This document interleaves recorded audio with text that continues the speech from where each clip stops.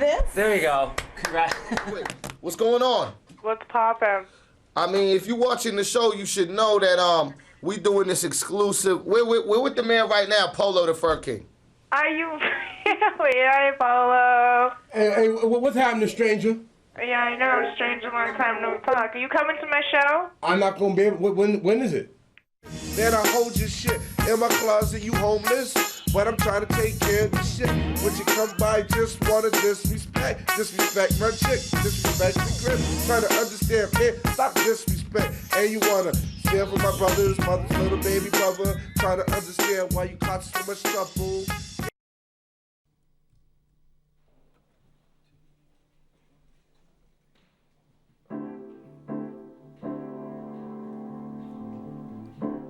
Hello and welcome to the BeLive Studios. We're here for our monthly installment of the Institute for Arts and Health at Lesley University, healing communities through the arts. And I am your host for today, Mitchell Kosak, one of the professors in the Expressive Therapies program and one of the co-chairs of the Institute for Arts and Health at Lesley University. And I'm here with Naj Wikoff. Welcome. Thank you very much. Glad to be here. Going to say a little bit about Naj to begin with. Naj is an artist. He's the former head of arts and productions for the Cathedral Church of St. John the Divine in New York City. He was the director of healing arts at C. Everett Koop Institute at Dartmouth Medical Center School, founder of the National Institute for Arts and Health in the military, past president for the Society for Arts and Healthcare, and one of the founding board members for the Institute for Arts and Health at Lesley University. Welcome, Naj. Thank you. Thank you very much. Glad to be here. Naj is here to talk about his work with the military today. Yes, thank you. You want to just jump in and talk a little bit about how you got involved with the military and... Well, I got involved in the military. First, I had been running retreats for women living with cancer and other chronic diseases. And the program had been going on for about 15 years, and we started wondering, this was up in the Adirondack Mountains, and our team were wondering, what if our program would be help women veterans? And the reason we got thinking about that is because we had been reading in the New York Times the huge, incredible challenges that women who are living who are in their military, whether they're active duty or have served in the past, have had horrific experiences, not only with PTSD, but also with military sexual trauma and other outcomes of military service. And we first started modifying our program, and we found that worked. When was this? This is about 7 years ago. Okay. And but a key part of us putting together a program was working. First, we wanted to find out how best to work with the military, and that brought me to working with a chaplain of the National Guard in New York State, and he was a real eye-opener to some of the challenges the military face, but also the challenges of working with active duty and veterans, because you're having to develop a whole new language. Like you, I've worked a long time in healthcare and with hospitals and situations like this, but working with the military is a whole nother kettle of fish. Okay, and so what happened? You started some programs? Well, the first thing we did, is that Chaplain Olson, Eric Olson, he helped us understand. One of the first things I realized was very critical is to have somebody like a chaplain to help us introduce us to the military way of life and the challenges. Because one of the things that a chaplain understands is the importance of storytelling. Uh-huh. And as you well know, that getting people to tell their stories, not everybody's comfortable about talking about their emotions directly. Or their experiences. Yes, and particularly in the military, because they have a real, it's a real area of keeping everything close to your chest, and you don't want to show weakness. And the chaplains, whether they are rabbis, whatever faith tradition they are, they're great listeners, and they can go up and down in rank. They can talk to a lot of different people, and people who in the military talk to them know that their stories are safe. It's not going to go down on their record. So they were a great door opener to us, to the military. Because if you're going to start working with the military or veterans, you need some sort of a door opener. Chaplains are great, veterans are great, or other active duty. You need some sort of a way in, and somebody who can help you learn the language and understand the mores and what's appropriate and not appropriate. So Chaplain Eric Olson was very helpful to us in terms of thinking about how to start our programs. Even though we're based on a successful model, we had to make some modifications. And he brought us over to Fort Drum. Okay. And where there we met the chaplains for the Wounded Warrior Program. Okay. And that person really helped us understand that, in a sense, what the military experience is like. And if you think of the work of Joseph Campbell, The Hero's Journey, that's maybe for some people might be a good way of looking at it. In the hero's journey, the hero, in a sense, he's going to leave normal society, and that takes a sort of traumatic experience. He has to break the mores, break the connections, and often they take place in a very rude way. So if you think of boot camp, or if you think of somebody who is already active duty, often before they leave, it's not a simple leave. Is that they're going to all of a sudden leave, and then it got postponed 2 weeks. And there's a bit of this back and forth at times, particularly when they're going, very active duty, like going over to Iraq and Afghanistan. And that helps sever the bonds, with the family, sever the bonds with the community, almost like people are ready for them to go, which is very important. They need to go, in a sense, with a certain enthusiasm. But once they're in there, they, you develop mentors. Yeah. And you're also going to go through some sort of experience that radically changes you. And it could be, and it's like the death of the old self and the birth of a new self. If you think of a lot of people who have served, in many respects, the military service is something, it's profound throughout the rest of their life. Because they've had an incredible shift in their life that took part with another group of people. And they often will say after they come back, well, people don't understand what I went through. And in fact, that's true.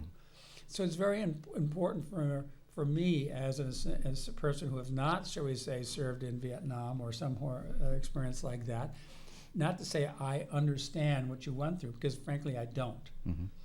But I can say, tell me, I would like to know. So you really need to be careful with your language, that you don't assume or just be, no matter how many times you've heard somebody's story, that you know what they've been through, because and that's important in building relationships.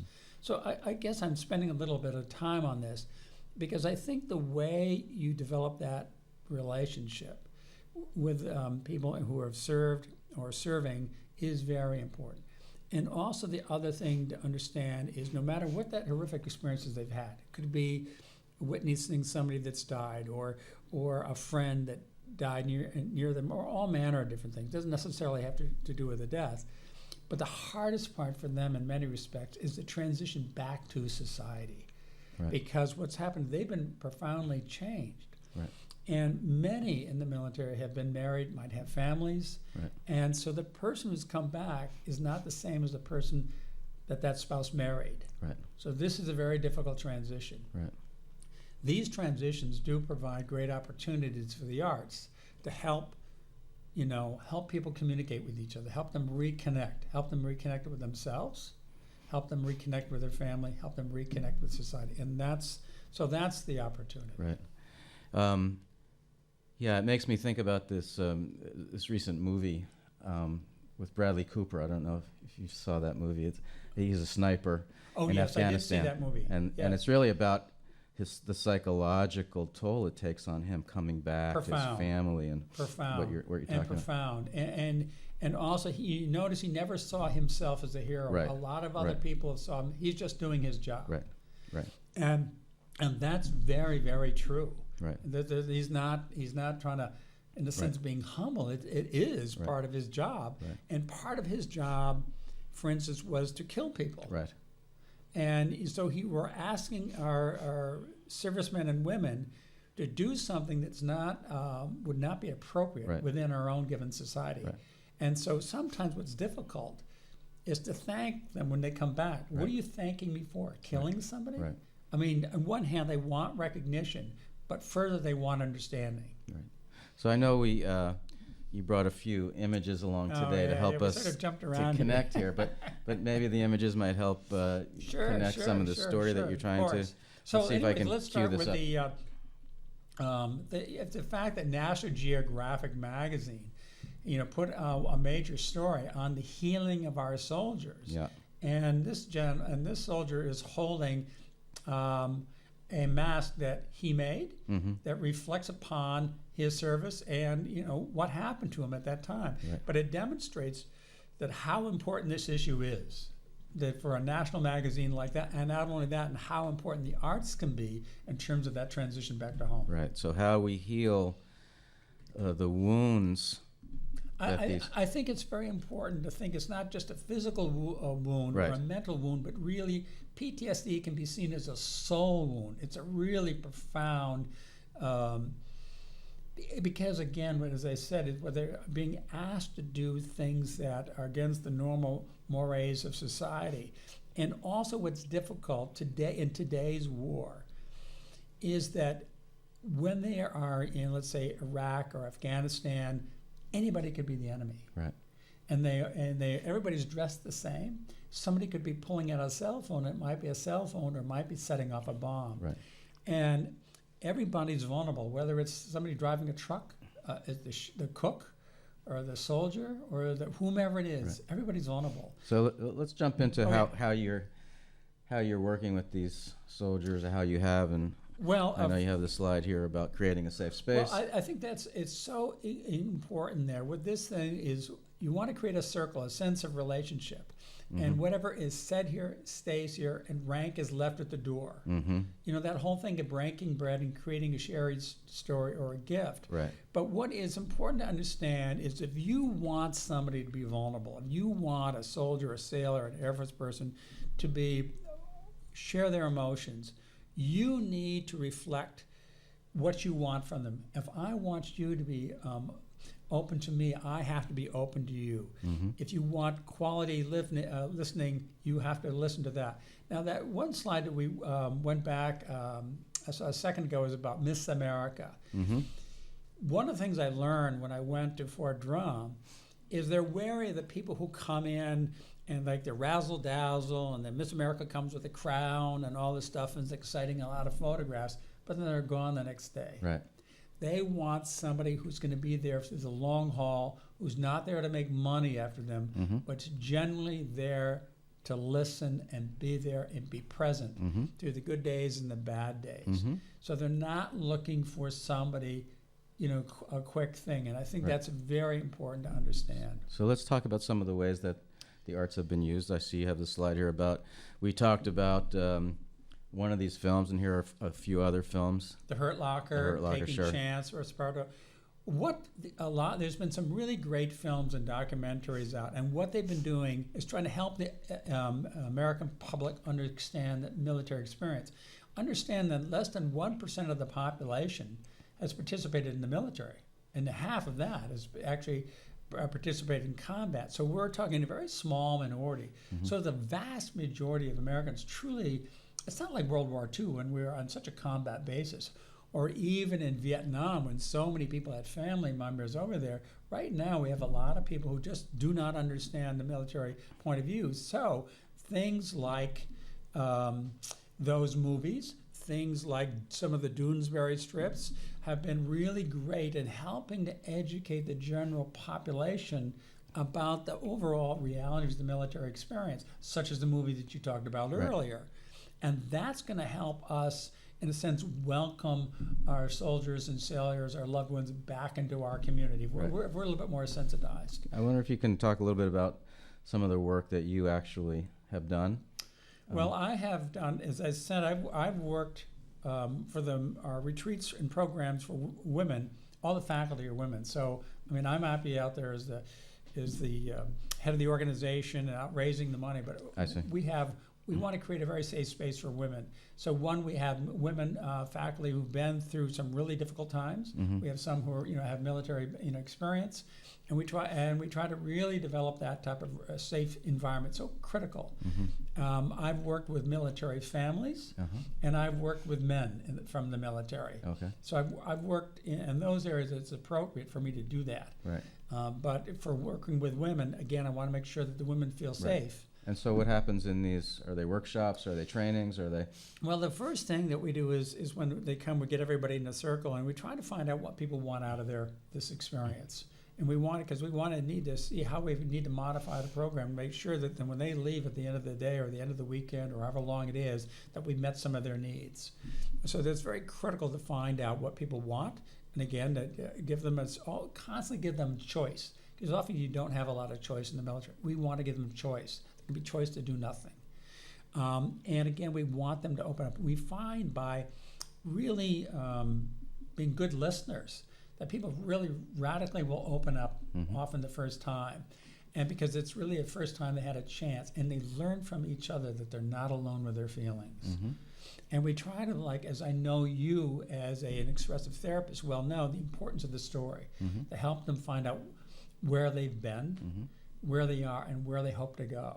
And often so people then find they're not alone with their challenge or some of their dreams. And then you try to help them look back and say, if that's where you want to be, how did you get there from here? And we try to use the arts, whether it's music, whether it's poetry, whether it's whatever the art form is, to help them tell that story. So here's. Now, for some people, a great way to start sometimes is making something functional, some functional objects, and that often is very profound, so they can give a gift that has some meaning. Oftentimes, a serviceman or woman who comes back, let's say from Iraq, they've been away for half a year, and they come almost like Santa Claus with all these gifts. They want to shower it on, but it's sort of like, well, after the party's over, then what?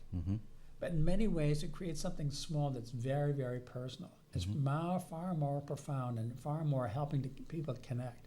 And by the same token, for the military families, for them to create very personal things to send over to their loved one, you want to help maintain that human connection as much as possible. And the arts can be a very valuable way of doing that. So I assume many of the participants that take part in these experiences are not trained artists or musicians or in terms theater of people. In terms of our faculty, one, you can't. On one hand, as you know well known, creative arts therapists are highly trained in terms of the arts, using the arts for a therapeutic outcome. If you're going to use professional artists, which are terrific in these situations as well, they too have to be trained how to work with special populations and know what they can do and what they can't do. Right. In other words, they can't see themselves as a therapist because they haven't had that type of training. Right. But there's a lot of things they do. They might have some therapeutic benefits, but what they can do is help them learn how to use the arts, to express their emotions, or use the arts to help them set pain aside, or use the arts just for expression in a variety of different ways, or make something personal. So there's ideally, I find the best teams are a mix of creative arts therapists, whatever that might be, and professional artists together. And again, the professional artists have to have training to work with special populations. Let's talk a little bit about the space itself and healing spaces, because I know you've been involved with that. And here's just a slide at Walter Reed, some of the spaces that they've created. Well, I think the first thing to do, if you imagine your favorite space at home, think about all the things you have in it, the plants, the colors, what you see out the window, whatever photographs and paintings. Imagine if that was your hospital room, how much better you would feel. So right off the bat, we've want whether it's a hospital or military hospital, to try to make it as welcoming as humanly possible. Nature's profoundly powerful images to include as part of that process. Now, military people tend to like also some images of flags, of things that reflect honor, eagles, stuff like that. But they also need the natural environment. They need images of their family. They need. You want to create an environment as personal as possible and as welcoming as possible. And they've been able to do that at Walter Reed and other Walter military Reed hospitals? has been a fantastic pioneer. They have been a partner of and one of the partners that helped founded the National Initiative for Arts and Health in the military, and that was done by Americans for the Arts, Creative Healing Connections, the National Endowment for the Arts, a wide array of organizations and individuals. So it was not, by the way, just me. It was a group of people and organizations that came together, and we came together when the new Walter Reed was being established to launch this initiative literally a week after it was opened. And it's been very successful, and Walter Reed has really opened itself up to the arts, and it's been a fantastic place to test out how the arts and humanities has been able to help with the healing process and then start to roll it out to VAs and to DOD medical facilities. So we know this, the work that you've done and that you've been behind organizing, particularly in the DC area, Walter Reed has been quite successful, and I'm wondering what can we do here in the Cambridge area locally? How can we get involved? How can we get involved with helping policy and get into I think you have a lot of opportunities. First off, Boston area, Massachusetts, New England has had a tremendous number of people who are veterans who have served in the military. Right now, active duty is shrinking, and the veteran population, is increasing. So I think the greatest opportunity for people in the Cambridge area is to work with veterans. So that's where I would start. And I think that there's a wide variety. And first, what you want to do is put together, I would say, you need some veterans from different services. I would certainly involve, if at all possible, some chaplains. And you need some people to help you find out what's the reality in this area. Who's here? What are the ages? What are the challenges they're facing? One of the difficulties, and for instance, because you want to get into like the VA, generally you need a soldier or a sailor or somebody, a veteran to invite you in. But find, in a sense, talk to people you know. I know veterans. Everybody does. Well, find some from your community to help you find out what are the opportunities, what are the needs, what are the challenges they're being faced, what are the services already being provided, and what are the opportunities for the arts within that sphere. And I suspect can be quite something, and can be quite powerful. I mean, because you have phenomenal cultural resources here. You have places like Lesley, which is cranking out so many talented people. So to me, you have all the elements that you need. Well, we only have a couple more minutes left. It's gone by quickly, huh? But I know I just want to touch on maybe some of these. You did a retreat for women veterans. I'm going to put up on the screen here. Yeah, we were one of the first in the country, and this was held at Wikoff Holiday House on Lake George, which is the oldest retreat in the country, created by women for women. It's created by the suffragettes of Troy. But it was a profound experience for women from a wide range of services, from Korean War on right to their current force coming together, and we used a wide variety of different experiences, from massage and Reiki and you could say the complementary arts to arts activities and storytelling. So we used music making, and it was a profound experience for these people. This is what you're showing them now is a Warriors Resiliency Retreat, which I led. And for a lot of these the soldiers, now this was the National Guard, and this was first responders to war and terror. And one of the things they asked us to do out of that was to create a retreat for their spouses, which we did. And so then we, but we get them drawing their experiences and sharing their emotions, and went on from there. But they really, it meant a lot to them. But we also, of course, had to combine with that with a lot of physical activities. Now, what's key was when you work with the military or anybody, you want to open with the ritual and you want to close with the ritual. That sense of ritual, that sense of, coming back together is really important. And also what's important is follow through. It's not a one-shot deal. You have to be available for those people for, on into the future. So when you say you have to be available to them on into the future, how does that work? To give you an example is that a lot of the people who've been to our retreats now have this network of people. Many return, come back. Some move on, but we're very pleased to see the number who have reduced the amount of meds they now use and stuff like that. But they know that we're not just doing one-shot deal. We're out there working with them. We involve now some of our former participants as part of our team to help us raise funds, because we want to make sure that any person who wants to come can afford to come, so that cost is never a barrier. And the basic thing is you got to be willing to come, and we'll open a door and find a place for you. Right. And that takes commitment to do it over time, to keep out there working, knocking on doors. So who's part of your team? And well, Lesley's part of my team and extends right down here, as you well know. Yeah. And the Lesley Institute, we're now working with the Creativity Center. So I think there's going to be some really new, exciting things coming out of Lesley. Right. So I would say for people in this area, contact our foundation, as you well know. Contact you, and we'll be happy to work with them. And coincidentally, tomorrow morning we're meeting with the mayor's office, which is terrific. The mayor's office of Boston to talk about the how we can institute more of the healing arts in the Boston area. Yeah, and also you'll be part of that. And also, ideally, hopefully for the police, because don't forget, we have a lot of people who are today who really put themselves on the line emotionally, who also can the arts, I think, could benefit to help them,